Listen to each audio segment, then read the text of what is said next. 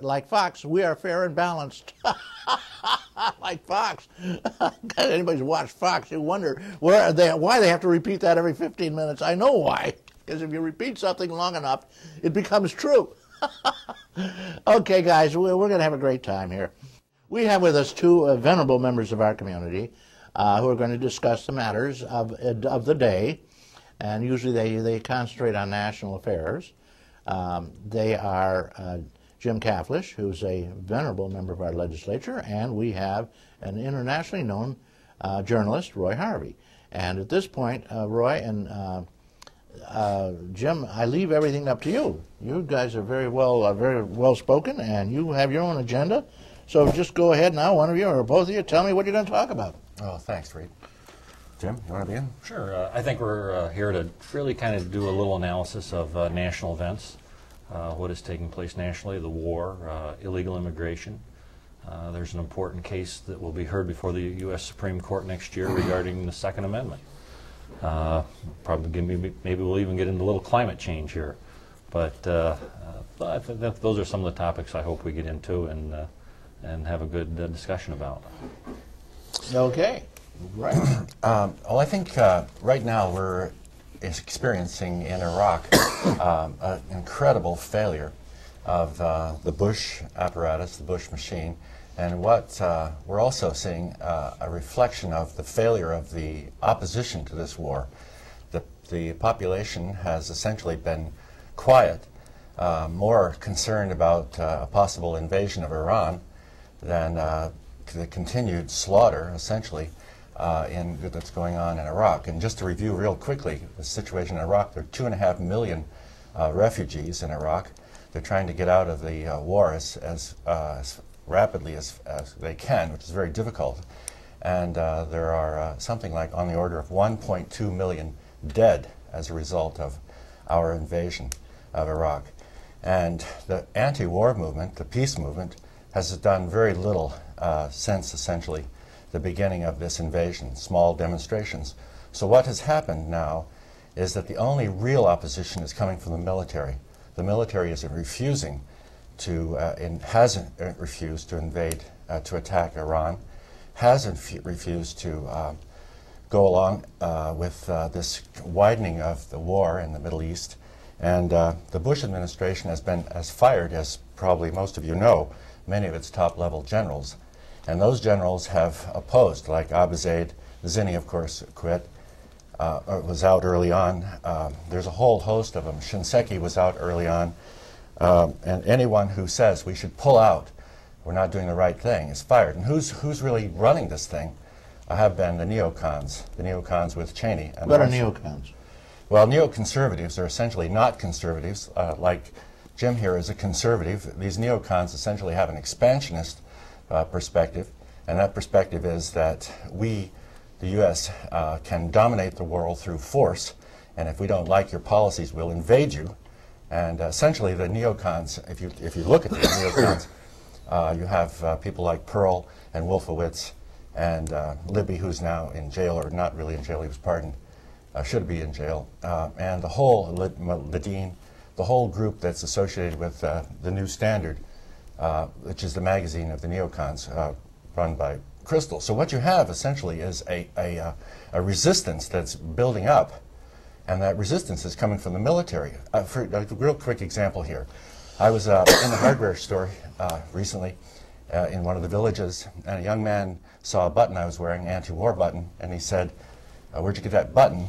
I told him it was 2002, New York City, and he said, "Oh my God, it's been going on that long." And he had a friend who just came back from Iraq, and the friend was horrified. He had to go back, and he was telling his friends here in the Mayville area that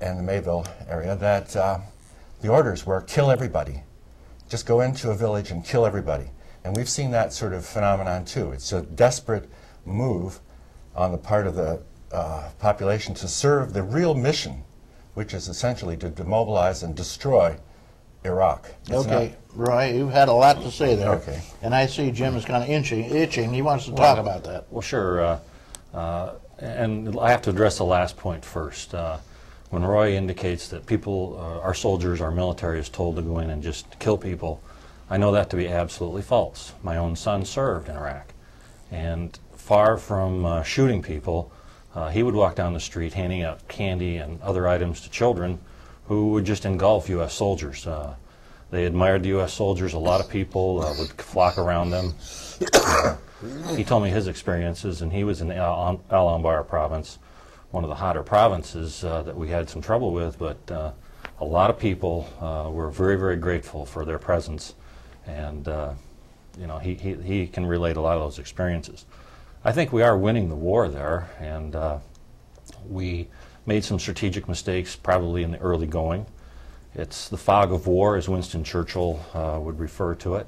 The best laid of plans don't always come to fruition, and one of the serious issues that we got into was probably when we went in, we didn't have enough troops. We couldn't pacify the people fast enough, and when you're in the military and you're going to war, it's all about taking ground. Leaders like George Patton, General George Patton, Chesty Puller, Nimitz, MacArthur, Eisenhower, those folks who fought in World War II, led our troops, knew what it was all about. And today the rules of engagement have changed dramatically.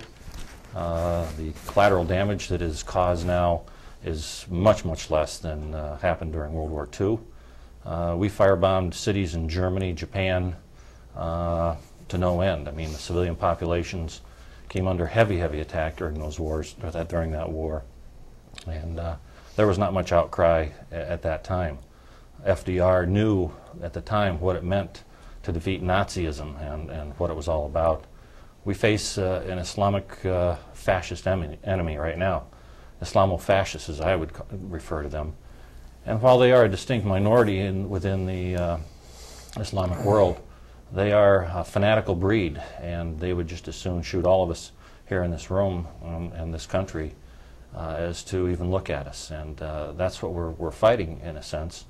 And going back to the issue of weapons of mass destruction, every leading intelligence agency in the world, from the Russians, the Chinese, the British, the French, the Egyptians, the Jordanians, the US CIA, all believed that Saddam Hussein had those weapons of mass destruction, because Saddam Hussein was in effect saying in a lot of quarters that he did have them.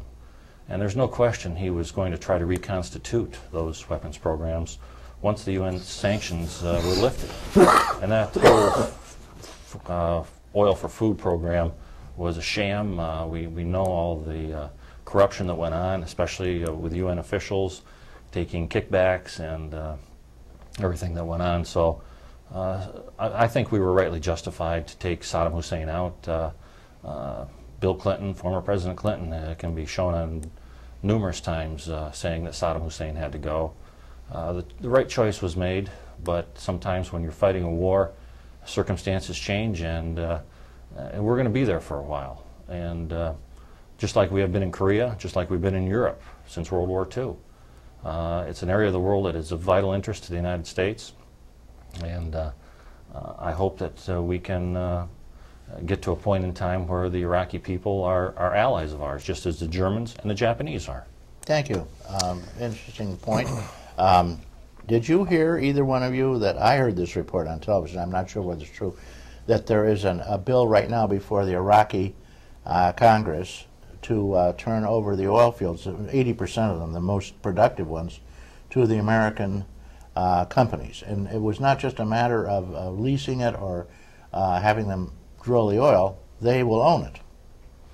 No, I haven't heard anything about that.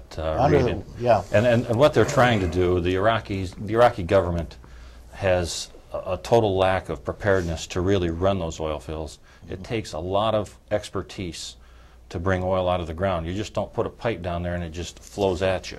Well, you know, Jim, the Iraqis were doing it quite well before we went in and bombed them. No, they weren't. I just totally disagree, Roy. Their fields were in complete shambles when we got there. In 91? We're talking 91? Oh, yes, in 91 they were. Because Saddam Hussein had not put the money back into the fields that he needed to, and he was trying to overproduce them. He was pumping a lot of water into the formations to try to push the oil even harder out at a faster rate.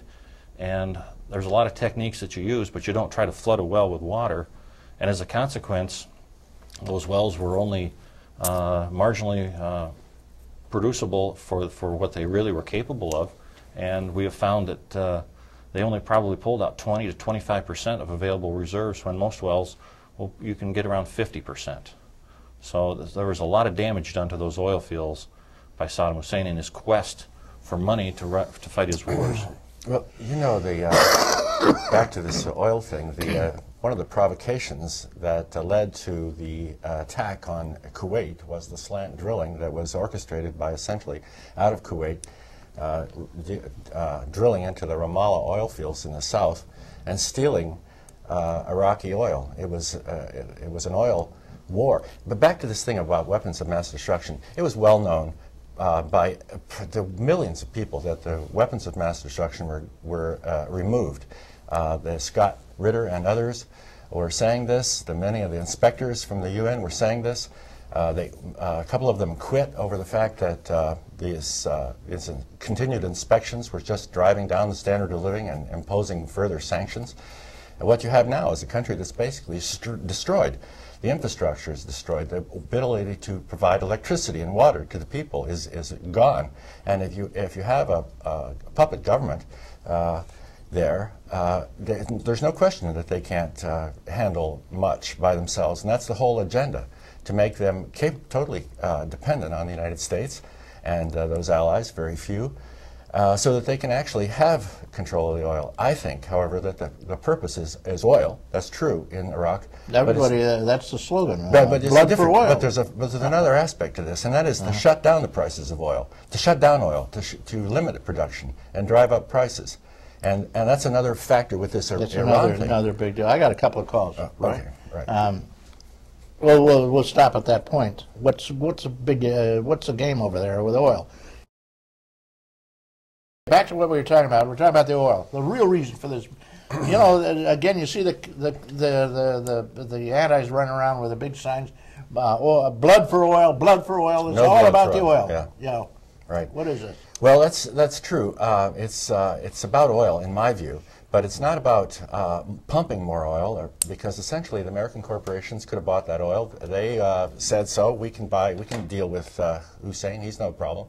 Of course, there was a big problem of switching out of the dollar into the euro, which caused a huge problem, and that's essentially what Iran is doing now, and that's going to cause a huge problem. But my contention is, at this late date, is that it's more about controlling the price of oil and shutting down oil and making sure that this flow of oil, cheap oil, doesn't exist. And also, there's another aspect of this thing about why we invaded Iraq, and that is articulated by Philip Zelikow. Philip Zelikow was the head of the 9/11 Commission, as many people know, the cover-up commission into the 9/11 attack. And he said at his college in Virginia several years ago, and you can read this article, it's in Mearsheimer and Walt's book called The Zionist Lobby, and he said that the real reason, and he said nobody knows this and nobody wants to talk about it, but he said it publicly, is Israel. Israel wants to destabilize Iraq.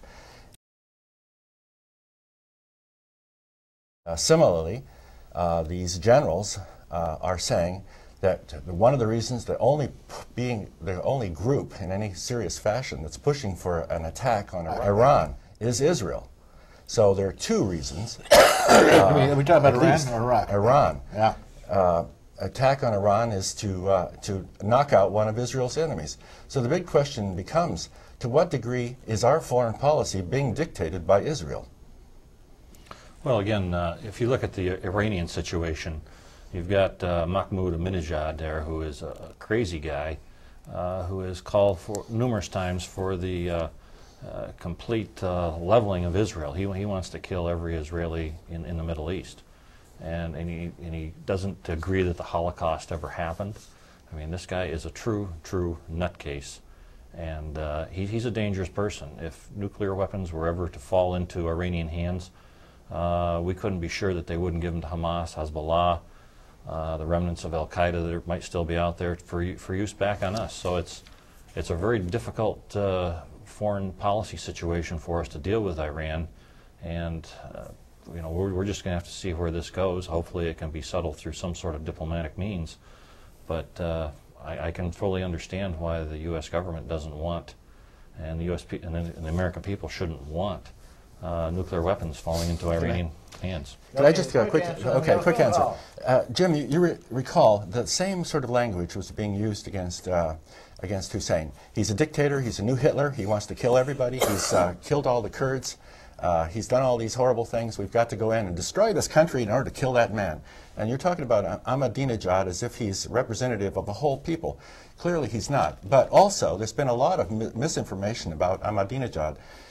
If you take a look at the actual translation that he made with regard to wiping Israel off the map, that was a total translation. And what it says that Israel as a political entity, as it now exists, should not exist. And I agree with that. Political as an entity that it now exists, run by the Likud, which is expansionist, which attacked Syria, which attacked Lebanon.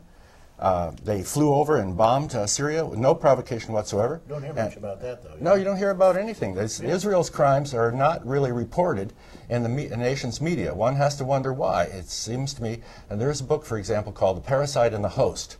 One might look at that because essentially we have a parasitical control dictating our foreign policy and to some extent our domestic policy in order to make sure that nobody opposes the foreign policy. Thank you. We got a couple of callers. Good morning, caller. Good morning, folks. I'm glad to be talking to you today on this topic. Well, good. I'm glad. Thank you for calling. Yeah, I was just wondering, how do Republicans feel having for the last at least, 7 years, to have religious extremists taking over their party? I mean, you recall when they were contemplating the attack on Iraq, that George Bush himself said he was tired of waiting around for Saddam to come to the UN sanctions and so forth. And I think now they're kind of sick of waiting around for God to start Armageddon. So they're sort of, they're sick of waiting around for God, so they're going to do it themselves. I think we have a religious extremism here as our primary problem in this country. What do you think? Well, again, the religious extremism that I see in the world today is on the Islamic side. What religion is it that is giving bombs to children and women and just blowing up innocent people? It's not Christianity. It's not the U.S.-based religions. You don't see Jerry Falwell's followers or Pat Robertson's strapping bombs to themselves. This happens in the Middle East, and the fanaticism that I see out there is coming from that side. It's not U.S. based. The religious extremists I'm talking about have the world's largest military. They don't need to have people go in and strap bombs on themselves. They have billions of dollars, trillions of dollars at their disposal. Well, again, if you're trying to blame America for all of the ills of the world, that can be your viewpoint, but I think history has shown that the United States has been the most benevolent nation to ever grace this planet. Until these extremists took over in the year 2000. Well, so I'll let it go at that. And by the way, I really appreciated the Studs Terkel interview last week, Roy, and very appreciative of that. Well, before you run, Roy might want to have something to say on that subject too. Okay, well, yeah, I think you're totally right with regard to the religious extremism. I mean, to some degree, the Zionist Lobby has essentially directed the Christian right. If you look at the kind of development of Pat Robertson and the whole of the neoconservative Christian Zionists, there is a element. I don't think that's the most important element here, though. With regard to the question of bombing, there were very few women and children in Iraq who were strapping on dynamite or any other explosives and throwing themselves at American troops or the puppet troops of the Americans. And that's what they've been reduced to. Can you imagine? You'd have that same phenomenon in this country if Iraq invaded this country or Iran invaded this country or anybody invaded this country and killed 1.2 million people. And really think about this. 1.2 million people out of essentially 28 to 30 million people. That's a large number of people dead. And then you've got this massive, massive dislocation. People are leaving as fast as they can to get into Syria, to get into Jordan. They're being turned back. There's tremendous hatred built up against these people. They strap on dynamite as a last desperate resort, ending their lives and taking out their enemy. And we have become their enemy, and we should just get out. Before, essentially, what happens in this country is a military dictatorship. What is the generals are asking this question, and this is the sub-rosa question: who commands the commander-in-chief? I'd like to just make one point. I was debating this with a friend of mine recently who supported the invasion and so forth. The way I kind of got through, but not really. You never do. I mean, they even have books where they can memorize talking points, and they're guaranteed to win every argument.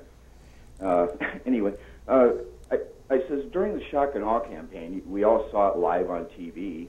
What if that city you saw exploding into bombs was Chicago or L.A. or New York City? What would you call the people perpetrating that violence on that city? What would you call them? You'd call them terrorists. And I'll let you go at that. So yeah, I mean, Fallujah. Okay, thanks, caller. Send me a SAS. Here, box 188. I got some nice gifts for you, and we'll hold the other caller because Roy is speaking right now. Go ahead, Roy. Well, the devastation, the destruction of Fallujah, it's a pattern, and it was sort of the Negroponte philosophy. You kill as many people as you can, and drive these people into submission so you can go on with your mission. And what is your mission? 13 permanent oil bases in Iraq. Dividing Iraq into 3 or 4 parts, giving Kurdistan over to itself, and then having Kurdistan with its high supply of oil to the Israelis so they get their cut, and destabilize the whole of the Middle East for exactly what is unclear. But you have to take it to a higher level to begin to understand this, and I think that if you want to do that, you begin to look at understand what the Bilderbergers are. What this Bilderberg secret, not really secret, this meeting of the top bankers and individuals in the world, starting with the Rockefeller clan, the DuPonts, the Rothschilds, the world's leaders essentially have a plan. It behooves us to actually look at that plan. And I won't go on with it now, but you can just Google Bilderberger. The Snowshoe Films, of which I'm a part, has done a 4-part series on the Bilderbergers. Okay, Jim? Again, going back to what's happening with the Iraqi populace, we're seeing busloads of people returning to Iraq now because the security situation is improving. It was recently on the news. The Iraqi government is giving $750 to each Iraqi person who returns, and a lot of people are moving back. You see marketplaces that are active and vibrant again.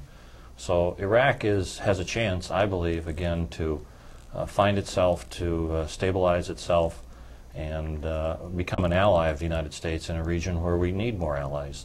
And I think that Roy's numbers on the number of people who have been killed are grossly, mistaken. They're not factually correct, especially during this war.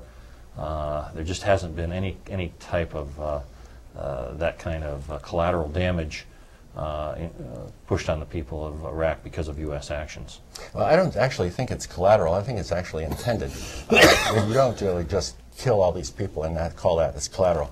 I think if you just Google these numbers, 1.2 million as a result of this war, not killed directly, but as from malnutrition, tuberculosis, malaria. I mean, you've got all sorts of problems.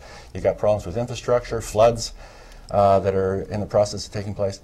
But with regard to the question of people coming back into Iraq, I think that's true. And the reason why it's true is because they can't get out. There's no way. Or they go to Lebanon, and they're persona non grata. They can get in without a passport, but they can't work, and they can't even be seen in public. And similarly, Syria. They can't take them anymore in Syria. Syria is being destabilized by this huge thing. So there are people saying, all right, if you can provide us something of a place to live, a little bit of safety, we'll take your money, we'll come back in, because we have nowhere else to go. And that's our policy.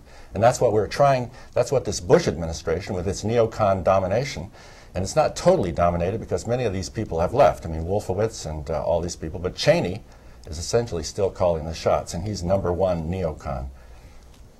There. What do you think? Well, again, you know, Roy brings up a lot of boogeyman theories here, I think, and you know, you just have to. You can go out there on the internet. You can find a lot of information that is not correct. I mean, there are blogs out there that just blog. You can find people who are trying to put all sorts of false information up and trying to sway people one way or another. So you just have to filter through what is really true and what isn't.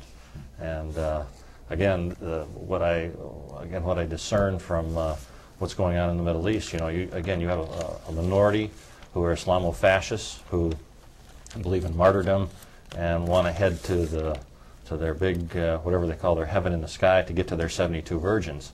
And any following of that kind of mentality is just crazy, in my opinion. I know that if I was of that nature, and my wife wouldn't put up with that for a second. And you know, it's just demeaning to women and the way the whole Islamo-fascist system works. You mean if you blew yourself up, she'd really object to that because of the 72 virgins, probably, huh? Well, yeah. I mean, who knows? I mean, it's crazy to have that kind of mentality. It is nutty as hell. Well, wait a minute now. You know, my turn.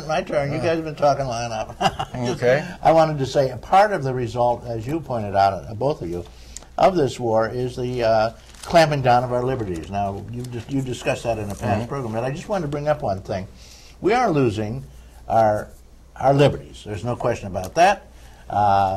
Some people will argue, well, it's for a good cause, or we have to have people checking our government, checking our emails, checking our letters, checking what we go to the library for and all this, and following us around in essence. And this is part of the war against the terrorists, Homeland Security and what have you.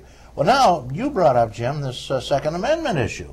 It looks as though the Supreme Court is going to move into the taking away of freedoms, or maybe giving back of freedoms. I don't know what it's going to be. But how dare the Supreme Court rule on a constitutional amendment? Well, they have to, Roy, or Reed, because of the fact that in Washington, D.C., they've totally outlawed the ownership of handguns. And if you have any kind of long rifle in your home, it has to be disassembled. So there is no opportunity for a person to protect their home and their lives, and this is going to be a tough case for whichever way it turns, because I believe that the Constitution guarantees an individual right to own a firearm. For protection. For protection. Not to hunt geese, but for protection. For protection, but also to hunt. I mean, it's, you know, a lawful use of a firearm should not be infringed upon by any kind of government action. Well, they sure have. And the founders of the Constitution were more worried about tyranny than they were anything else. That's why the Second Amendment is there. And the first 10 amendments to the Constitution is our Bill of Rights. They all deal with individual rights. Well, actually, the Founding Fathers, I read a little on this, when they set up the right to bear arms, it was not to protect yourself against the crook, but the government. That's right. The government, which is at this point, we're reaching a point where everybody in America is saying, what are we going to do? We can't vote. Half the people are on parole or whatever. They can't vote automatically, you know. Whole neighborhoods, and it's becoming harder and harder to do. And so the only other thing is hit the streets, but nobody has guns anymore. Well, and again, the tragic shooting down in Florida of Sean Taylor, the NFL football player from the Washington Redskins. Yeah, that was a burglary, huh? Well, it was a burglary, and you know, he was trying to protect himself with a machete. Maybe if he'd had a gun, he would have fared better with the situation.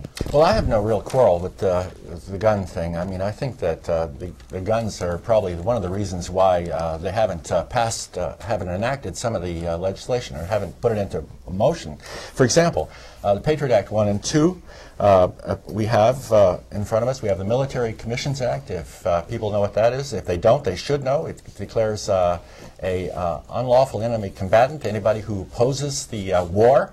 What do you mean opposes the war? I mean, if you 70% of America opposes the war. Well, that's right, but that's what I'm saying. They haven't really enacted these. They haven't put these. They have a police state in abeyance. But the other one was just passed in October, and it was voted 400 402, I think, to 6. And it's called the Violent Radicalization and Homegrown Terrorism Prevention Act of 2007. This is our Congress. Our Congress. This isn't the Nazis. That's right. It's an incredible act, and it goes, it's right now in the Senate, and the Senate is Bill 1959, and the chairman of the Homeland Security Committee on which this thing is going is headed by Joseph Lieberman, who is called quite frequently, and I think I learned this from reading the generals, some of the generals articulating this. They're calling him the senator from Israel. Now, I made a really short video here. Just finished it last night about 1:30. It's about 5 minutes long. I talked to Jim. He said we might put this on, and then he can have more time to talk about it and tell you he'll how finish bad the it is. program But out. just to preface this, we haven't really. It's just the text of this particular bill. We haven't added much in the way of commentary except to show some of the sponsors of this bill. And caller, I'm sorry we're going to run this film, so then we're going to give it over to Jim and a quick note from Roy, and then the program is over. So here we go. Let's see this. H.R. 1955. An act to prevent homegrown terrorism and for other purposes. This act may be cited as the Violent Radicalization and Homegrown Terrorism Prevention Act of 2007. Homegrown terrorism. Definitions. The term homegrown terrorism means the use, planned use, or threatened use of force or violence by a group or individual born, raised, or based and operating primarily within the United States or any possession of the United States to intimidate or coerce the United States government, the civilian population, or the United States, or any segment thereof, in furtherance of political or social objectives. Radicalization. The term radicalization means the process of adopting or promoting an extremist belief system for the purpose of facilitating ideologically based violence to advance political, religious, or social change. Ideologically based violence. The term ideologically based violence means the use, planned use, or threatened use of force or violence by a group or individual to promote the group or individual's political, religious, or social beliefs. Findings. The Congress finds the following. 1. The development and implementation of methods and processes that can be utilized to prevent homegrown terrorism in the United States is critical to combating domestic terrorism. 2. The promotion of ideologically based violence and homegrown terrorism exists in the United States and poses a threat to Homeland Security.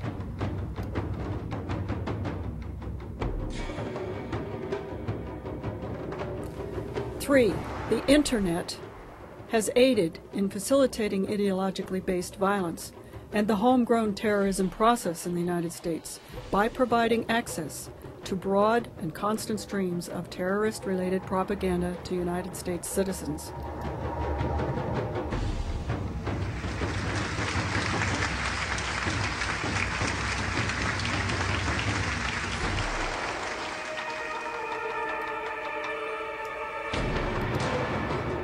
While the United States must continue its vigilant efforts to combat international terrorism, it must also strengthen efforts to combat the threat posed by homegrown terrorists based and operating within the U.S.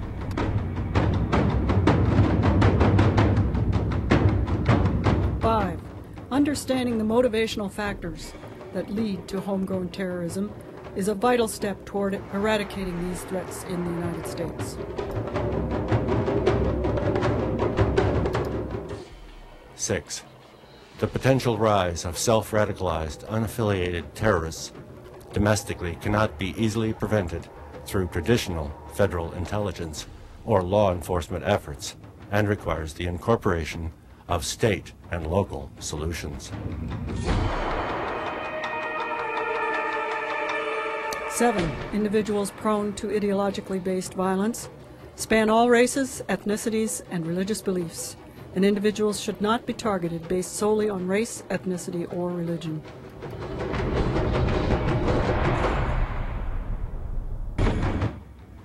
8.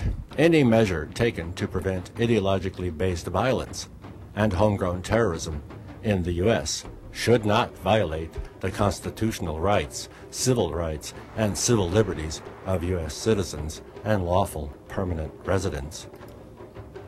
An act to prevent homegrown terrorism and for other purposes.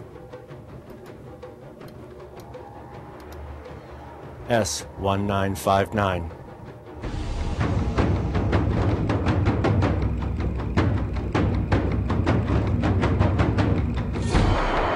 Thank you. Roy, briefly, in a nutshell, before we go to Jim, this basically is designed so that anybody who complains or changes their, or argues against what the government is doing in this terrorism thing could be put in jail. That's right. It's a thought crime legislation. Thought crime. Okay, Jim? Well, as I read a little bit there, and I am not familiar with all the legislation itself, it looks like the key word that I see is coerce or force. And if people are trying to coerce people to move in a direction or force people, that would indicate that maybe they should be stopped from doing what they're doing. But the Bill of Rights, again, gives us the right to peaceable assembly, freedom of discussion and word, and there probably will be some test cases. But again, the Patriot Act that has been enacted before, I don't recall or can't think of one serious case where we've had a court strike down the Patriot Act, because no one has been charged. And so I'm not certain where the conflict comes at this point. I do know that one of the big issues that we face is illegal immigration in some relation to this issue, because as more and more people stream across the border without any kind of background check, we know that people from all nationalities have been caught coming across the southern border, from Iranians, Iraqis, to North Koreans, to Chinese. It's a substantial drug trade that comes across that border. And so I think that we are prone, because of our open society, to have people infiltrate and get into the United States, and they will probably use some sort of terror tactics somewhere down the road. I don't think it's a matter of if it's going to happen, it's when it's going to happen, because there is a general acknowledgement that there are terror cells in the United States. We had the 9/11 hijackers who came into the United States, and look what the damage and mayhem they created, and it's not beyond belief that others have made it in here also. Well, in response to that, we've just seen a short statement by Osama bin Laden that we did it, and he reaffirms periodically he did it, and my view, and I think, I mean, it's way more than my view, that this is phony misinformation, and Osama is doesn't even exist in all probability. Thank you, Roy Harvey. Thank you, Jim Caflisch, for coming and talking. We come back soon again? Sure. We didn't even get warmed up. I got a lot of other things I want to ask you, but I'm going to give you, say, 30 seconds each of you to close down. Thank you, Reed. A pleasure to be here and address the audience. And I know that there are a lot of World War II veterans still alive and still out there. And I know those people who served our country honorably were part of the greatest generation. But we do have a new greatest generation coming forward, and that is the people who serve in our military today. And that is the generation that I hope leads us in the future. And Roy? I would urge you to look at Senate Bill 1959.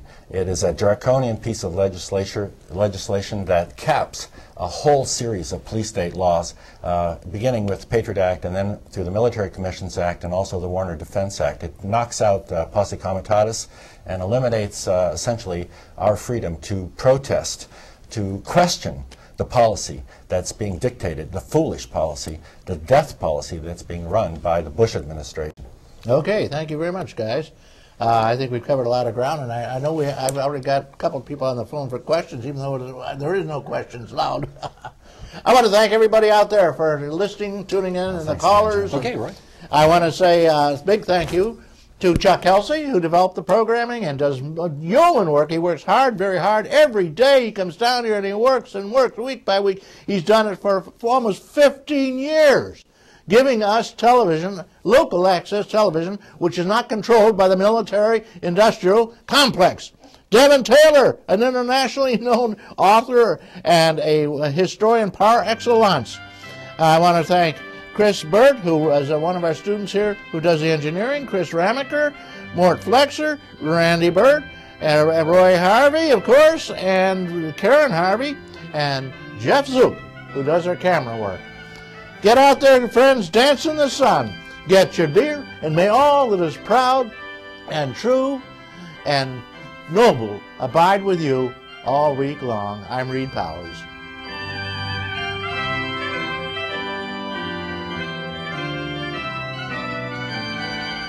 Like Fox, we are fair and balanced. Like Fox. Anybody's watched Fox, you wonder why they have to repeat that every 15 minutes. I know why. Because if you repeat something long enough, it becomes true.